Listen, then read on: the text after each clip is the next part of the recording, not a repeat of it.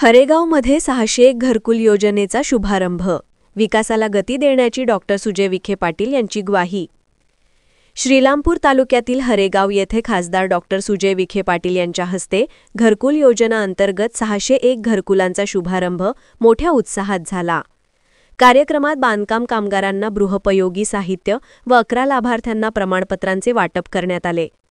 यावेळी बोलताना डॉक्टर विखे पाटील म्हणाले, श्रीरामपूर तालुक्याचा एकही प्रश्न पुढील 4 वर्षात प्रलंबित ठेवणार नाही अशी ग्वाही त्यांनी दिली. खंडकरी शेतकऱ्यांचा प्रश्न सोडवला असून आता अकारी जमिनीवरील निर्णय लवकरच येईल असे त्यांनी सांगितले. स्थानिक राजकारणावर टीका करत त्यांनी म्हटले, श्रीरामपूरमध्ये राजकारण मोबाईलवर चालते पण विकास सोशल मीडियावरून होत नाही. त्यांनी 6 महिन्यात शिवाजी महाराज पुतळा उभारण्याचे आणि पुढे डॉक्टर बाबासाहेब आंबेडकर स्मारक उभारण्याचे आश्वासन दिले. हरेगाव विकासासाठी 50 लाखांचा निधी जाहीर करत दलित वस्तीसाठी नवीन योजना जाहीर करण्यात आली. टक्केवारीच्या राजकारणावर टीका करत त्यांनी स्पष्ट केले की मी टक्केवारीसाठी नव्हे तर विकासासाठी राजकारण करतो. कार्यक्रमाच्या शेवटी त्यांनी विनोदाने म्हटले, आज पहिल्यांदा श्रीरामपूर तालुक्यात कार्यक्रम 40 मिनिटात संपला. वेळेचं महत्त्व ठेवूया, बोलणं कमी काम जास्त असू द्या. या कार्यक्रमास जिल्हाध्यक्ष नितीन दिनकर, माजी तालुकाध्यक्ष दीपक पटारे, तालुकाध्यक्ष बाबासाहेब चिडे, माजी सभापती नानासाहेब पवार, शरद नवले, गिरीधर आसणे, नानासाहेब शिंदे, अभिषेक खंडागळे, नितीन भागडे, भाऊसाहेब बांद्रे, किशोर बनसोडे, खंडेराव सदाफळ, अनिल भागडे, महेंद्र पटारे, ग्रामविकास अधिकारी सुभाष मस्के, विस्तारा अधिकारी दिनकर ठाकरे, शरद त्रिभुवन, ग्रामविकास अधिकारी प्रदीप आसणे, सरपंच दिलीप त्रिभुवन, सरपंच जितेंद्र गोलवड, उपसरपंच बाळासाहेब निपुंगे, राजेंद्र नाईक, रामेश्वर बांद्रे, सचिन पवार, भीमा बागुल, सुभाष त्रिभुवन, मुठेवाड गावचे शंकरराव मोठे व नागरिक मोठ्या संख्येने उपस्थित होते. संपूर्ण कार्यक्रमात डॉक्टर विखे पाटील यांनी विकासासाठी संघर्ष, सामाजिक समतेचा आदर्श आणि राजकारणापेक्षा कार्य या 3 मुद्द्यांवर ठाम भूमिका मांडली.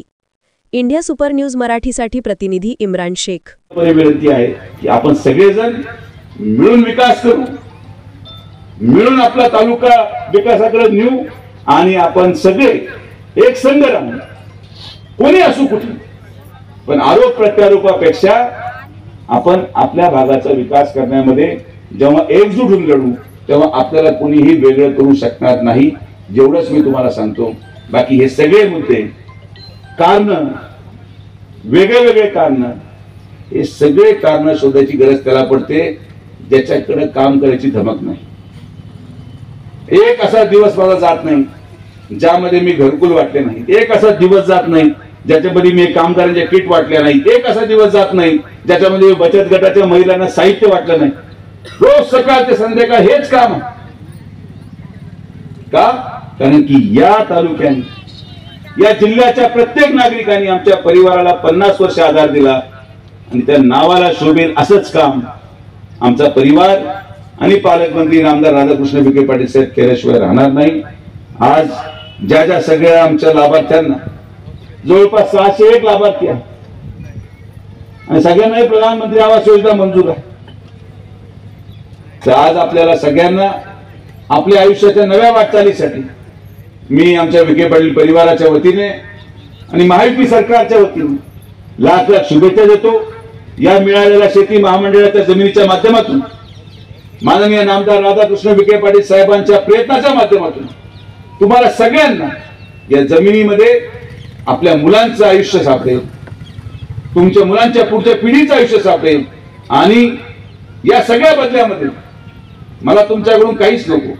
जेव्हा कधी तुम्हाला जमीन मिळेल, जेव्हा कधी तुमच्या जमिनीवर बाकीच्या विकासात्मक कामं होतील, जेव्हा तुम्हाला वाटेल की आता माझ्या मनासारखी गोष्ट झालेली आहे, फक्त डोळे बंद करून ज्या परमेश्वराला तुम्ही मानतात त्याच्यासाठी त्याच्याकडे माझ्यासाठी फक्त एका सेकंदासाठी प्रार्थना करा, माझ्यासाठी आशीर्वाद मागा. बाकी मी सगळं पाहायला समर्थ आहोत. मला बाकी काही गरज नाही. मला काही पैशाची गरज पडत नाही, मला कष्टच नाही. कारण की मी हा विश्वास ठेवतो की गरिबांच्या प्रार्थनेमध्ये जी ताकद आहे ती दुसऱ्या कुठल्याच गोष्टीमध्ये आहे. कारण की जर गरिबांच्या प्रार्थनेमध्ये ताकद नसती तर लोकसभेमध्ये पडलेला सुजय विखे 3 महिन्यानंतर परत आपल्या पायावर उभं राहून ज्यांनी त्याला पाडलं त्या सगळ्यांना पाडून परत तुमच्या समोर भाषण करायला जर उभा असेल तर यामध्ये फक्त आणि फक्त माझे केलेले कष्ट, माझ्या मनामध्ये नसलेलं पाप आणि गोरगरीबा जनतेमध्ये माझ्या केलेला थोडंफार योगदान जे मला महायुती सरकारने दिलं, जे आदरणीय प्रधानमंत्री नरेंद्र मोदींनी दिलं, ते मी एक माध्यम म्हणून त्या योजना, तो लाभ प्रत्येक गरीबापर्यंत पोहोचू शकलो आणि त्या गरीबाने कुठंतरी अंतर्मनातून मला आशीर्वाद दिला आणि त्यामुळे मी आज तुमच्या पुढे अतिशय आनंदाने आणि समृद्ध जीवन जगत आहे. आणि त्यामुळे मी आपल्याला तेवढीच विनंती करेन की या मोबदल्यामध्ये, या जमिनीच्या मोबदल्यामध्ये, या साहित्याच्या मोबदल्यामध्ये मला तुमच्याकडून फक्त आणि फक्त तुमचे आशीर्वाद अपेक्षित आहे आणि ते तुम्ही द्याल हा विश्वास मी या ठिकाणी ठेवतो. आज पहिल्यांदा असं झालं की श्रीरामपूर तालुक्यामध्ये कार्यक्रम 40 मिनिटात संपला. 1 तासात संपेल करायचं. मला यायला थोडा उशीर झाला आणि असंच पाहिजे. 1 तासात कार्यक्रम संपला पाहिजे. सत्कार, हार, फुलं, गुच्छे याचा काही उपयोग नाही. लोकांच्या वेळेला किंमत पाहिजे. आले एक प्रास्ताविक, गावातले माणूस बोलले, ज्याला बोलवले भाषणाला तो बोलले, सगळे आपल्याकडे 2-2, 3-3 तास लोक 10 वेळेला बोलतात. ब्राह्मण थकतो, कावळा थकतो, सगळे थकतात, पण थांबत. जो कालपर्यंत भांडत होता तो त्याच्याबद्दल चांगलं बोलतो अचानक. काय मला तर जातच कळत नाही काही राजकारणाचं. आपण हे ढोंगीबाजी काम करत नाही. आपलं जे आहे ते रोखोक आहे. मी आलो, उठलो, भाषण केलं, कार्यक्रम संपला, पत्र देतो, तुम्ही तुमच्या घरी, मी माझ्या घरी. म्हणजे श्रीरामपूरला अजून 2-3 मीटिंग आहेत मला पण. आणि हे टायमर लावलं पाहिजे. ते बंद केलं पाहिजे. खरंच तुम्ही 10 वेळेला भाषण बंद केले पाहिजे. अंतिम वेळेला भाषण बंद केले पाहिजे. एवढं ऊन बरीच थांबायला तयार नाही. अरे लोकांच्या वेदना आता समजा. लोक बिचार आपल्या आजी पदर घेऊन राहिली, पण घामाघूम झाली, एखादी साखर कमी झाली, पण हा काय थांबायला तयार. काय मोठे मोठे अर्धा तास झाला तर इतकं दुःख झालंय.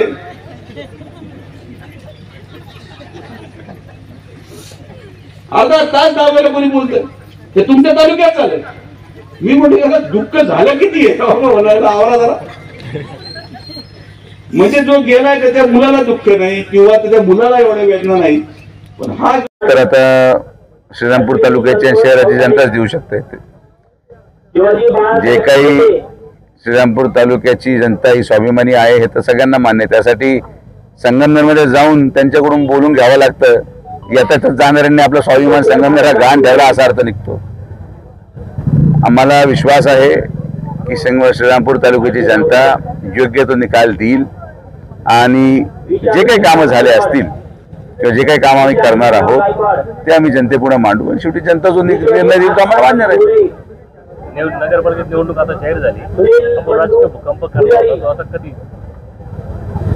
भूकंप नेहमी आपण पाहिलं असेल टीव्हीवर, तर माणूस जेव्हा झोपेत असतो तेव्हा भूकंपाचे झटके पडतात. तर ते भूकंप असाच होईल. तर अजून सगळे जागे आहेत, संध्याकाळी अजून झोपायला जायचं लोकांना. मध्ये वाहून काहीतरी आपण मी बोलून जायचं हे योग्य नाही. जेव्हा ती घटना घडेल तेव्हा तुम्हाला कळलं. 10 तारखेपासून 17 तारखेपर्यंत फॉर्म भरायचा आहे. 17 तारखेपर्यंत आहे वेळ आम्हाला. अनुराधा अधिक भाजपमध्ये प्रवेश करतात. अनुराधा अधिक भाजपमध्ये प्रवेश करतात अशी चर्चा सुरू करत नाही. मला माहित नाही बोल. ते तुम्हाला कोणी सांगितलं ते पण मला माहित नाही. महायुती होते का नाही हा पण एक प्रश्न आहे. आमचा प्रयत्न आहे की महायुती झाली पाहिजे. शिवसेनेमध्ये सगळे वेगळे वेगळे नेते मंडळी आहे, त्यांचा समन्वय करायचा प्रयत्न करू. पण हे ज्या बातम्या उडतात, कोण प्रवेश करतंय कोण प्रवेश करत नाही, हे ज्या 2-3 गोष्टी तुम्ही मांडल्या याच्यापैकी एकही भूकंप नाही.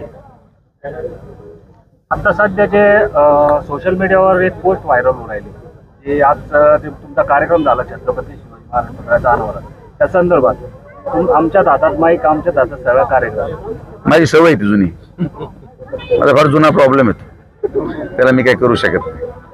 सध्या आता जे निवडणुकीच्या संदर्भामध्ये नगरपालिकेच्या लागलेलं आहे त्या संदर्भामध्ये जे राष्ट्रवादी काँग्रेसचे जे काही शहर अध्यक्ष आहेत ते आता काँग्रेसमध्ये जे असे बरेचसे लोक आहेत जे नगरसेवक परत पुन्हा तुमचे एक भाजपचे नगरसेवक सुद्धा परत काँग्रेसमध्ये गेले. त्या संदर्भात आपण काय?